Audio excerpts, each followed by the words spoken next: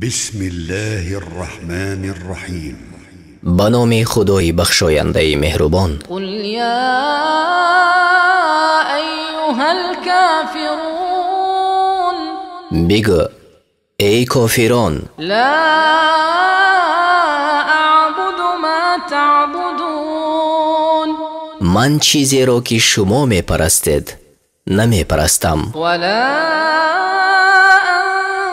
انتم عابدون ما اعبد، و شما نیز چیزی را یا ذاتی را که من می پرستم نمی پرستید، ولا انا عابد ما عبدتم، و من پرستنده چیزی که شما می پرستید نیستم، ولا انتم عابدون ما اعبد، و شما پرستنده چیزی یا ذاتی که من می پرستم نیستید. لکم دینکم ولی دین، شما را دین خود و مرا دین خودم.